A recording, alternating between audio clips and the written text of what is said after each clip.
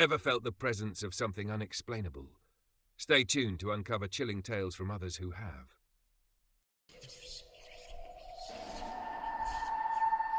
The Orpheum Theatre had been abandoned for decades, its once grand facade now a crumbling husk. Jake and I stumbled upon it one night while walking home from a party. We weren't looking for trouble, just a little excitement, a place to be alone. The stories about the theatre being haunted were a joke to us, something the locals used to keep curious kids away.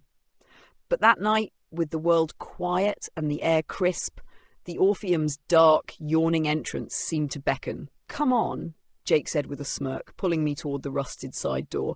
"Just a quick look. It'll be fun."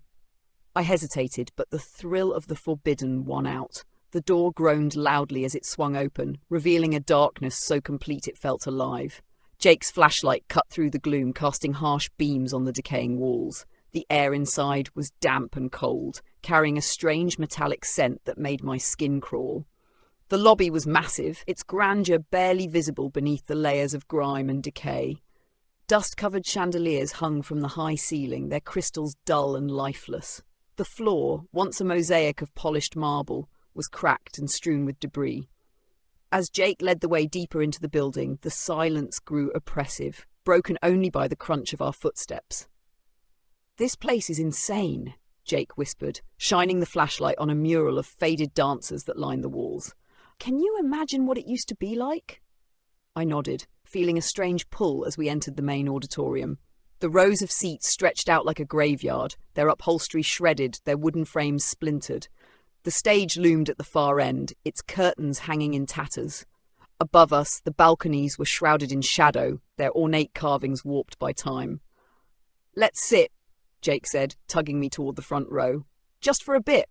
Reluctantly, I followed, sitting beside him on a seat that creaked under our weight. The flashlight's beam played across the stage, illuminating dust motes that danced like ghosts. For a moment, everything was still. Then, the air shifted. It wasn't a breeze, more like the entire building had exhaled. A faint sound reached us, soft and distant like the murmur of a crowd. Jake straightened, the flashlight trembling in his grip. "Did you hear that?" he asked, his voice barely audible. Before I could answer, the stage lights flickered on, dim and erratic, casting the entire room in a sickly glow. My stomach tightened as a figure appeared at the center of the stage. She stood motionless, her silhouette delicate yet imposing. Her dress shimmered faintly, as though it were made of flowing liquid, and her head tilted slightly to the side, as if she were listening. Jake tightened his grip on my hand. "Let's go," he whispered, but I couldn't move. My eyes were locked on her as she began to turn, her movements unnervingly slow. When her face came into view, my breath caught in my throat. Her features were indistinct, like they were smeared by invisible hands.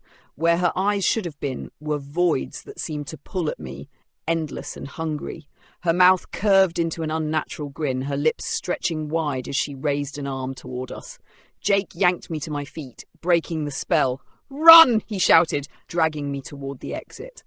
As we bolted, the murmurs grew louder, swelling into a cacophony of voices that filled the auditorium. The seats groaned as if unseen hands were rising from them, and the walls seemed to shudder with each step we took.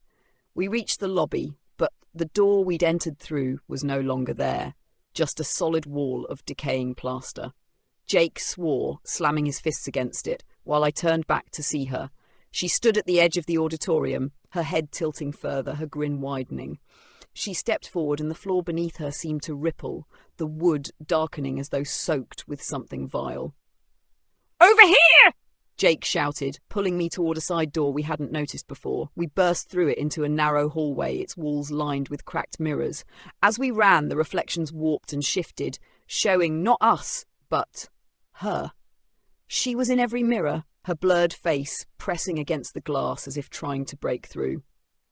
Finally, we found another exit, a rusted metal door that gave way with a groan. We stumbled into the alley, gasping for air, the cold night pressing against us. For a moment, I thought we were safe, but as we turned to look back, we saw her in the doorway, her silhouette framed by the dim light of the auditorium. She didn't move, but her presence felt like a threat, a promise. We ran until the Orpheum was far behind, its dark shape fading into the night. Even now, I can feel her eyes, or whatever those voids were, watching. I dream of her, of that grin, of the way the air seemed to turn to liquid in her presence. And sometimes when I'm alone, I hear the faint sound of applause and the soft, haunting melody of a song I'll never forget. Would you dare to step inside? If this chilling tale gave you goosebumps, don't forget to like, subscribe, and turn on notifications for more stories like this. Thank you for tuning in to Ghostly Echoes. Until next time,